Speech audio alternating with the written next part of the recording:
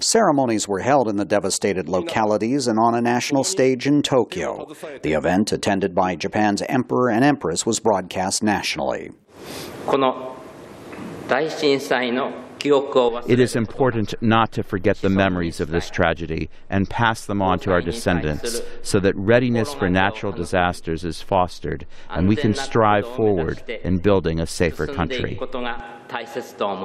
The Emperor's words were beamed into the public gymnasium here in the coastal town of Onnagawa, one of the hardest hit by the tsunami. After the Emperor spoke at precisely the time on March 11, 2011, when the ground began shaking, a national signal alerted everyone across the country to remain silent for 1 minute. Then survivors in Onnagawa offered flowers for family and friends they last saw 1 year ago. While a Buddhist priest chanted, survivors and passers-by took turns ringing a bell in Ishinomaki 19,184 times, the official number of dead and missing.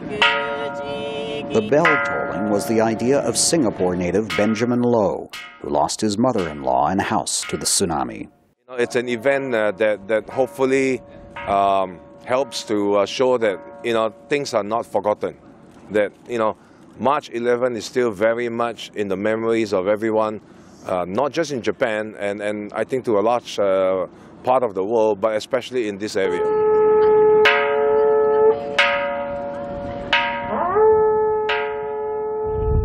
Throughout the area, there are staggering reminders of the tsunami's power. Multi-story buildings still lie on their sides. Other large objects were carried hundreds of meters and have yet to be moved. Vacant expanses have replaced entire shopping districts and residential neighborhoods. One of the biggest challenges facing northeastern Japan is what to do with these accumulating mountains of debris and rubble from the earthquake and tsunami, known as gareki.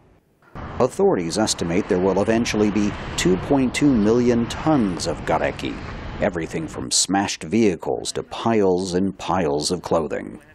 Yet something else to worry about are the frequent aftershocks continuing to rattle the region, forcing jittery survivors to relive that awful day.